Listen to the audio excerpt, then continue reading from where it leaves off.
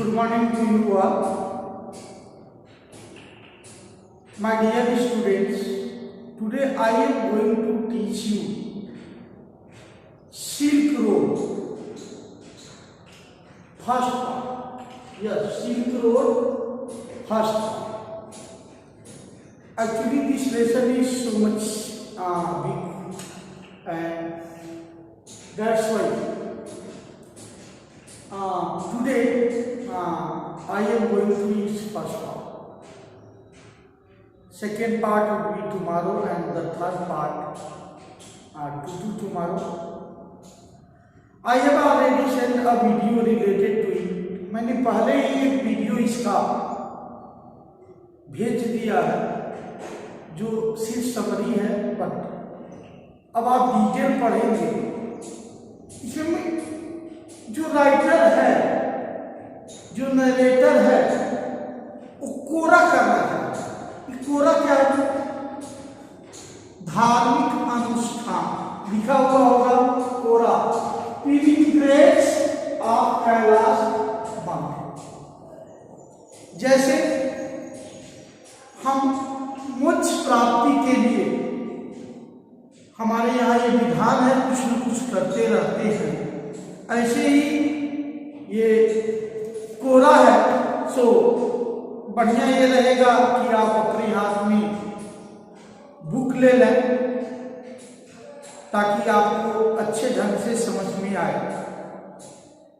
सो देखिए, starting point of forest half moon floated in a perfect blue sky on the morning we said our goodbyes. Means narrator ने यहाँ ये स्पष्ट किया है कि जब हमने अलविदा कहा, किसको? ऑन द मॉर्निंग, सुबह, तो चंद्रमा क्या था? आधा था, साफ था और नीले आकाश में तैर रहा था। क्या कर रहा था? फ्लोटेड कर रहा था, तैर। मतलब ये बात उस समय की है जब राइटर वहां उस स्थान से अलविदा किया, तो उस समय चंद्रमा का जो आकार था वो हाफ था, आधा था, और वह आकाश में क्या कर रहा था? तैर रहा था, फ्लोटिंग कर रहा था।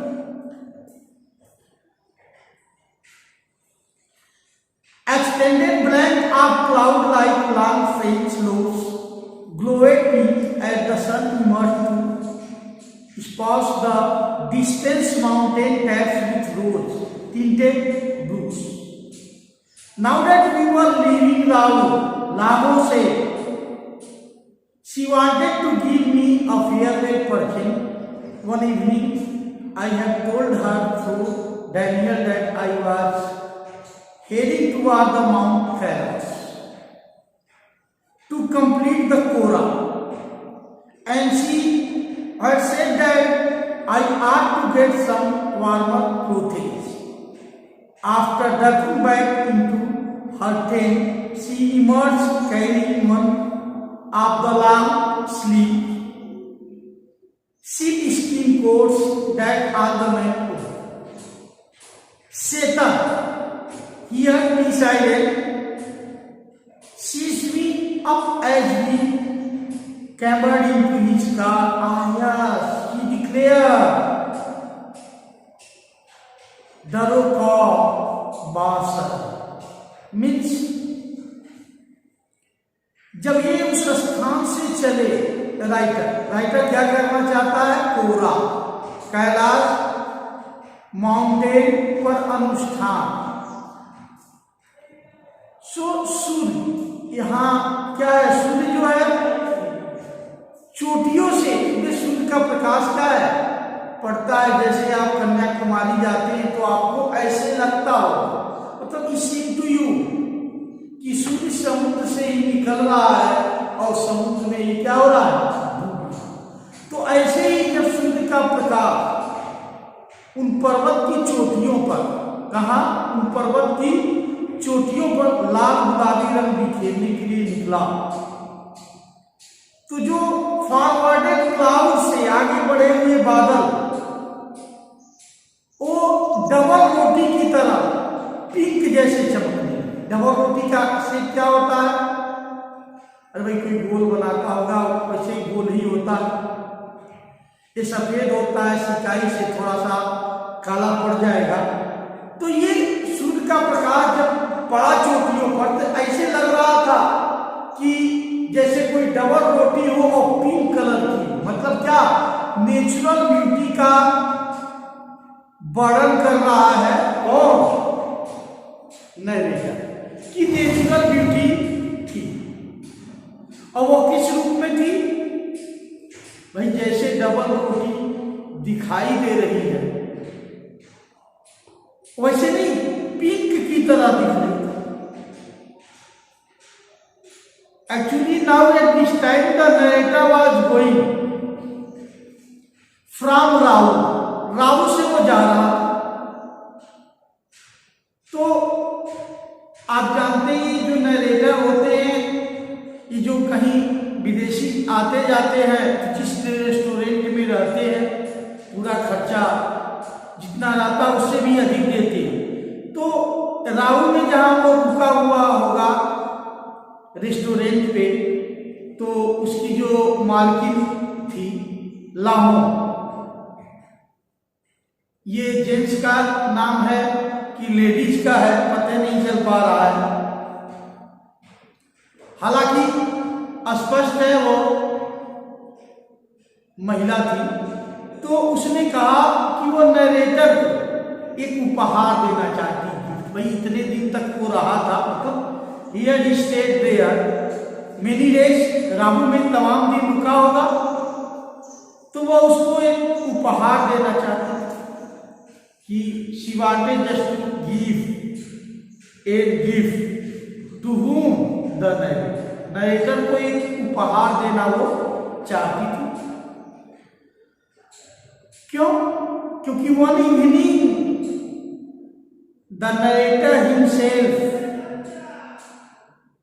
टोल्ड द डैनियल, एक शाम को खुद नरेटर ने डैनियल के द्वारा ये बता दिया था। क्या बताया था? कि मैं कैलाश पर्वत की तरफ कोरा पूरा करने जा रहा हूं। नरेटर ने बताया था कि वह कोरा पूरा करने जा रहा है। कहाँ? कैलाश पर्वत की ओर। और उसने कहा भी था कि उसे कुछ गर्म कपड़े चाहिए। क्या चाहिए? गर्म कपड़े। गर्म कपड़े का मतलब क्या? ऊन के कोट, चमड़े का। तो कहते हैं जैसा देश वैसा भेष। मतलब यदि कश्मीर में आप हैं तो आपको वहां गर्म कपड़े ही मिलेंगे, लेकिन वहीं आप मुंबई में हैं तो क्या जरूरत? वहां मौसम हमेशा क्या रहता है? एक साथ। यही कारण है। इस बात को किसने सुन लिया था? लामो ने सुन लिया हो। तो सोचा होगा भाई नरेटर ने इतना ज्यादा पैसा खर्चा किया है, हमारे रेस्टोरेंट को दिया है, रुके हैं, सज्जन है, तो इन्हें क्या कर देना चाहिए? कुछ गिफ्ट कर देना चाहिए। इसीलिए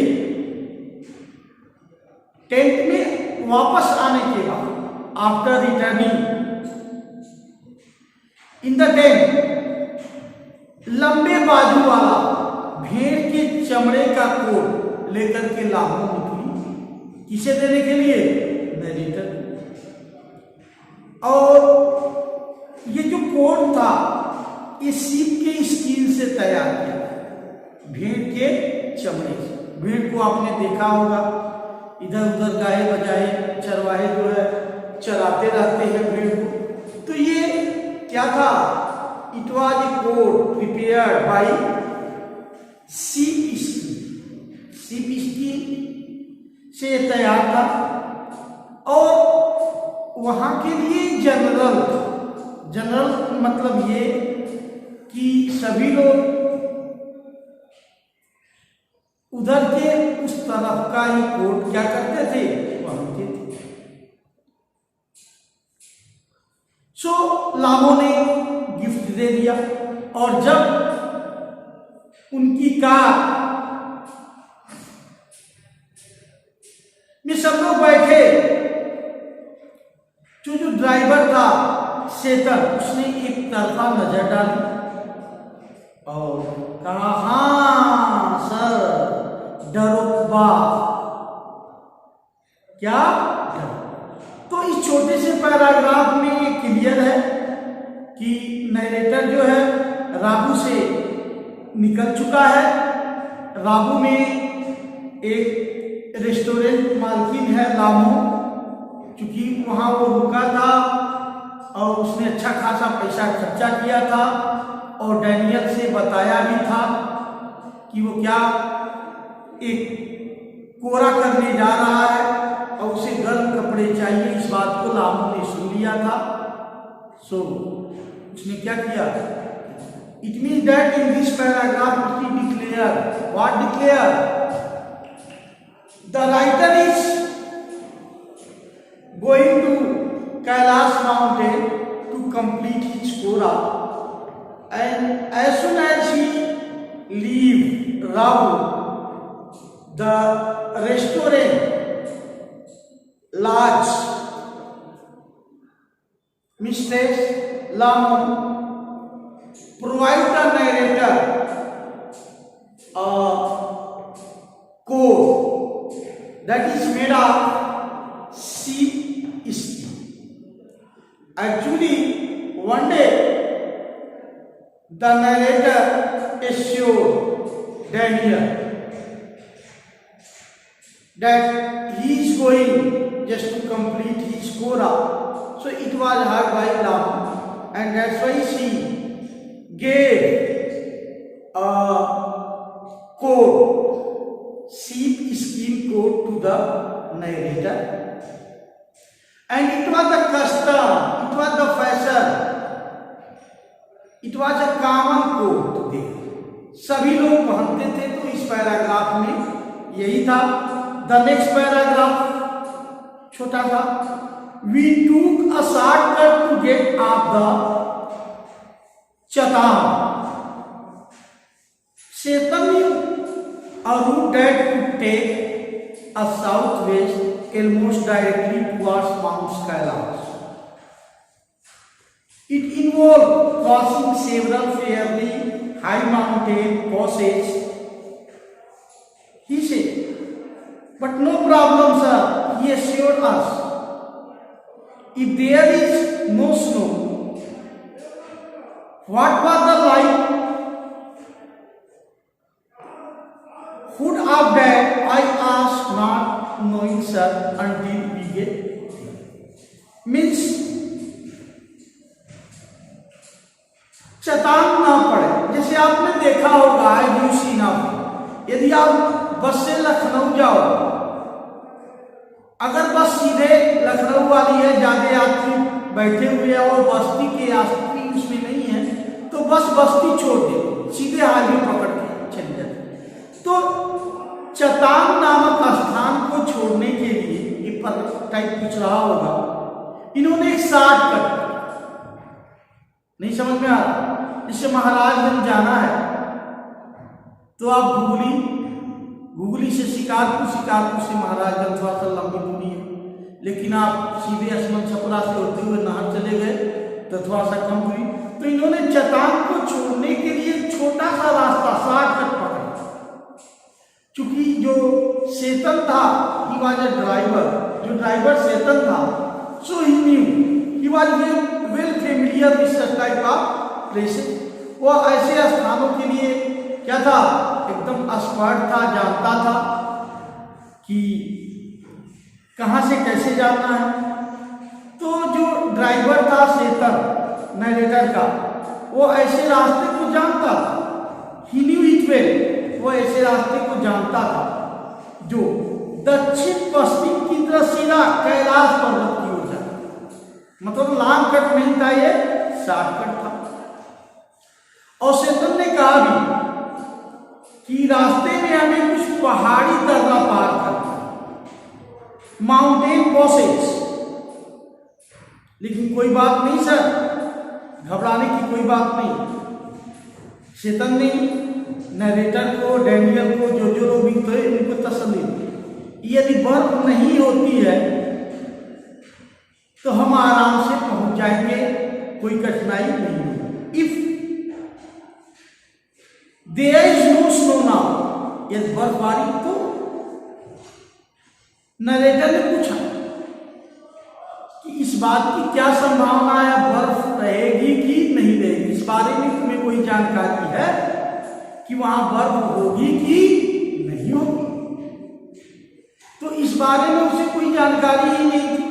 भाई बर्फ कब पड़ेगी, कब किसको लूज मोशन होगा, कब किसको बुखार होगा, ये पता है? अब आप कहेंगे कि नहीं सर, ये मौसम विभाग ढेर सारे आंकड़े अवेलेबल करवा देता है।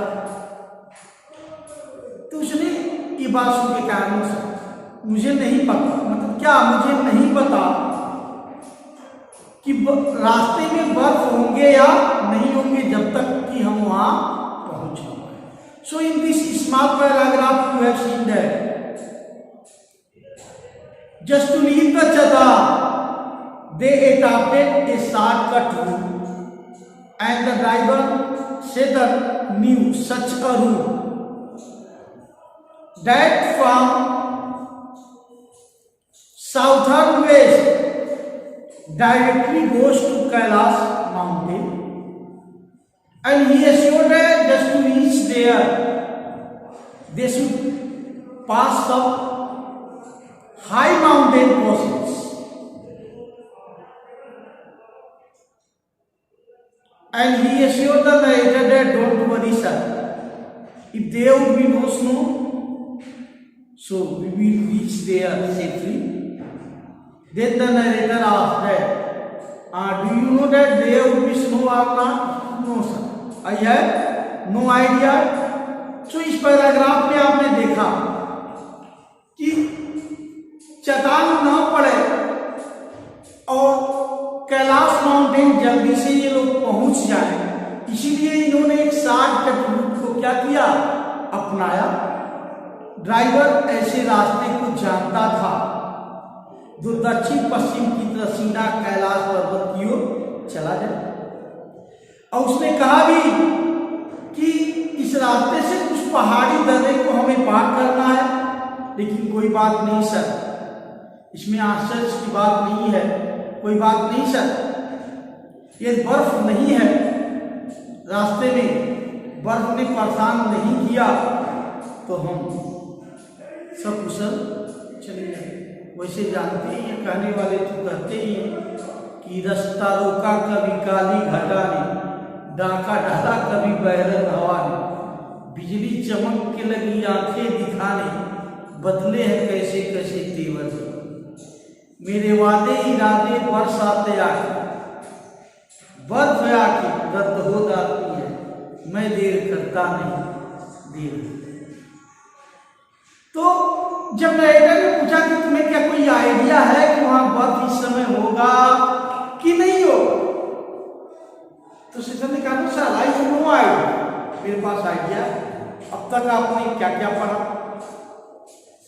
कि इन्होंने राबू को छोड़ा, वहां से लामों से गिफ्ट पाए और फिर चट्टान छोड़ने के लिए शॉर्टकट रूट क्या किया, इरादा किया। Now the next paragraph, from the gently rolling hill of Rabu the shortcut took us across west open plain with nothing in that except a few hills that could look up from leaving the arid pasture and foam before bounding away into the wild. Further on, where the plains became more stony than grassy, the great herd of wild ass came into view. Satan told us we were approaching them long. Grassy, a great herd of wild ass came to the before they appeared. क्या?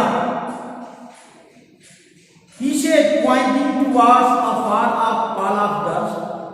When we drew near, I could see the herd of galloping mass feeding and turning in tight formation as if they were practicing maneuver on some predetermined course, plumes of dust blow in the crisp clean air. Now they are going. अब ये चल रहे हैं तो थोड़ा सा घुमावदार। आप जानते हैं जो पहाड़ों पर रास्ते होते हैं वो सीधे नहीं जाते, घूम घूम के जाते हैं। ऐसे कोई पहाड़ है, इस पर रास्ता बनेगा तो ऐसे ऐसे घूम के बनेगा। पानी की टंकी पर देखिए सीढ़ी ऐसे ही बना रहा। तो थोड़ा सा घुमावदार राबू की पहाड़ियों से एक छोटा रास्ता से होकर एक विशाल मैदान ले गए। मतलब from the gently rolling hills of Rabu, the shortcut took us across vast open plain. थोड़ी सी घुमावदार राबू की जो पहाड़ियां थी, उन्हीं से एक छोटा सा रास्ता इन लोगों को एक विशाल मैदान में ले गया, जहां कुछ चिंकारे थे। भाई this is the name of animal. जैसे अपने वहां हिरन होते हैं, लायन होते हैं, तो एक तरह का हिरन मान लीजिए, जो बेचारे वहां सूखी घास को चर रहे थे, कुतर रहे थे। तो उनका ध्यान गया। कहते हैं ना, आसपास के उद्दीपनों के प्रति हर प्राणियों की एक अलग तरह से सेंसेशन। भाई निश्चित है आप कुदाल चला रहे हैं, एक कार आई और 4 लोग उसमें से उतरे तो आपका ध्यान ऑटोमेटिक कुदाल चलाना बंद होकर उनकी ओर जाएगा। तो फिर वो तो एनिमल है, उन्हें तो हर पल अपने प्राणों की रक्षा करना। तो कहने के लिए तो सब लोग कह देते हैं कि I didn't fear from death, मौत से मुझे डर नहीं लगता। हाँ, मौत के आगे जीत है, लेकिन ये कहना क्या है, आसान है करने की अपेक्षा। सो जब वो विशाल मैदान में गए तो वहां जो चिंकारे थे, जो सूखी सूखी घास उतर रहे थे, वह उन्हें देखे और देखने का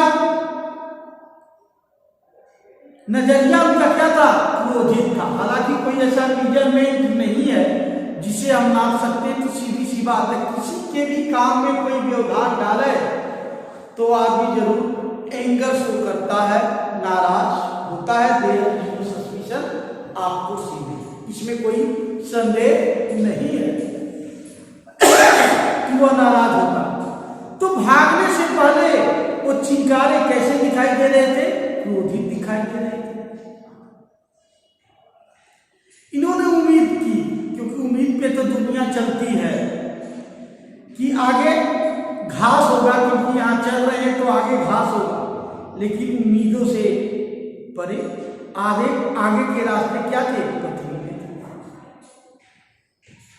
और वहां हार्ड ऑफ डंकी, गधों का झुंड देखने को मिला।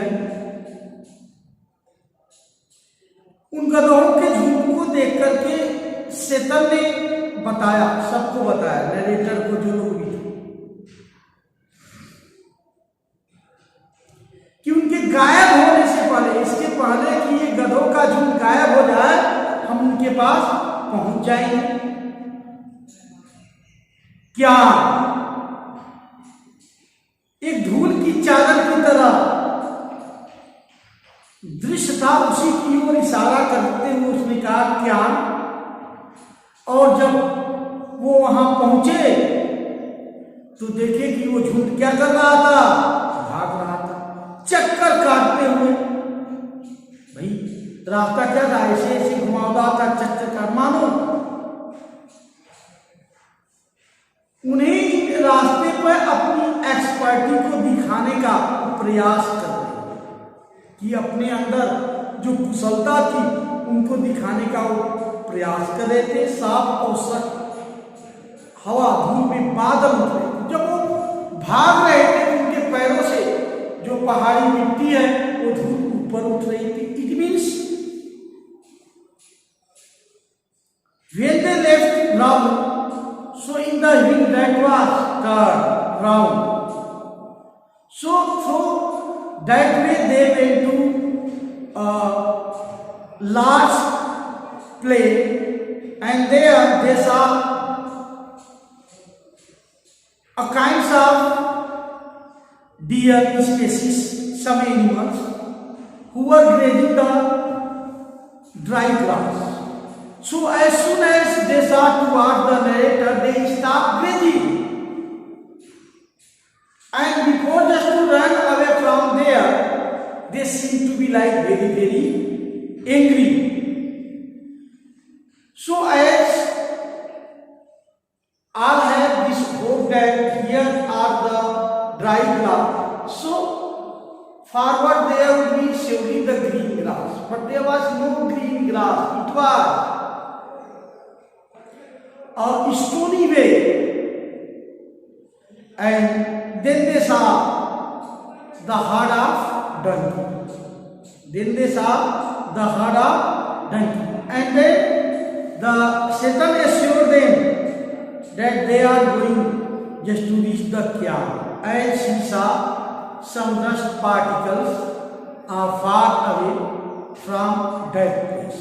So when they reached there, so the herd of donkey started to run away.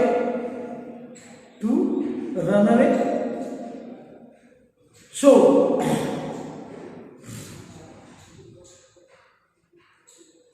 they were running in such a style. It will not seem to be like that they were running, but it seemed to be like that they were showing their skill and they were practicing.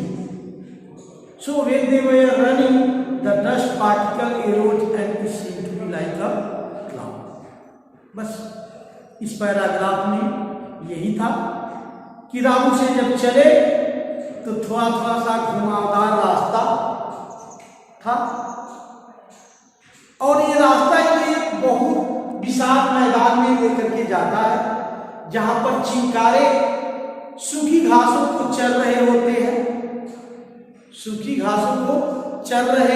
खा रहे हैं। इसके पहले कि वो भागे, उनकी आंखों में क्रोध दिखाई दे रहा था, एंगर दिखाई दे रहा था। क्यों दिखाई दे रहा था आप बखूबी समझ सकते हैं।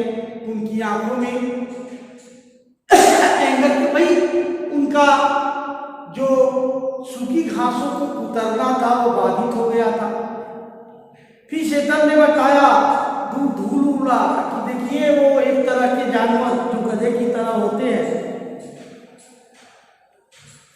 वो क्या कर रहे थे, वहां थे, और बताया कि वहां जाने से पहले कुछ भग गए होंगे, कुछ मिले, लेकिन धूल उड़ रही थी, और उसे देखकर शैतान ने शुरू किया देखिए क्या। और वहां जब वो पहुंचे तो देखे गधे के झुंड भाग रहे हैं, और वो इस अंदाज में भाग रहे थे मानो वो अपनी एबिलिटी को, अपनी कुशलता को दिखा रहे हो। और जब वो भाग रहे थे तो उनके पैरों के जो धूल वो बादल की तरह उठ गए। As he started to push up once more from the rocky wilderness, we passed solitary Dorok was tending their flock. Sometimes men, sometimes women, these red figure would pause and stare at our car. Occasionally, maybe we passed when the track took us close to their animals. The sheep would take evasive action, veering away and speeding breakers. Means आगे जब चले when they started so rocky forest, चट्टानी जंगल से एक बार फिर पहाड़ियां उठनी शुरू हो गई, और रास्ते में उन्हें मिले कौन, डरोकबाओं के जो भेड़ और चराते थे उनके वो driver. So they pass through from there, कई बार आदमी, कई बार औरत अच्छे तरह से कपड़ों में लिपटी हुई आकृतियां रुकती थी, उनकी ओर देखती थी। जब वो उस पगडंडी पर उनके पशुओं के करीब ले जाती तो भेड़ इवेसी कपटी मुद्रा में आ जाती और तेज भागते हुए वाहन की विपरीत दिशा में। समझ में आया नहीं होगा? इसके कहने का मतलब यह है कि एक बार फिर चट्टानी जंगल से पहाड़ियां आनी शुरू हो गई और वहां उन्होंने डरोबाओं के पास से जब गुजरे, डरोबा से, तो भेड़ों की देखभाल करने के लिए कुछ गड़ेरिए वगैरह रहे होंगे। उनमें से कुछ आदमी थे, कुछ औरत थे, कपड़े में लिपटे हुए, बड़े विस्मय नजरों से नरेटर उसकी गाड़ी की ओर देख रहे थे। भाई अब कौन आ रहा है, कोई आता जाता तो नहीं है। और भेड़ें जब देखती थी तो जैसे मान लीजिए ऐसे कार जा रही है तो उसकी विपरीत दिशा में, दक्षिण जा रही थी उत्तर की दिशा में, खूब तेज भागते हुए नजर आई। So it's clear to you, ये स्पष्ट हो गया होगा।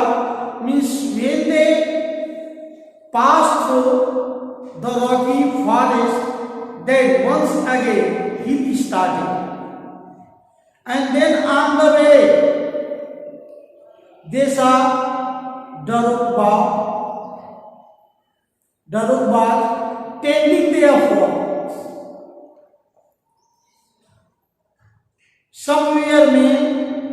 Somewhere women, they were wrapped themselves in good clothes and sat towards the narrator and his vehicles, and evasively run away from the opposite direction. So next we passed Nomad's dark tent pitch in splendid isolation, usually with a huge black dog, a Tibetan mastiff standing guard. These beasts could cock their great big heads when they became aware of our approach and fix us in their sights. As we can't wait to draw closer, they would explode into action, speeding directly towards us like a bullet from a gun and nearly as fast. So we passed Nomad's dark tent. Nomad's क्या होता है? खाना बदोश। अभी खाना बदोश क्या होता है बच्चों?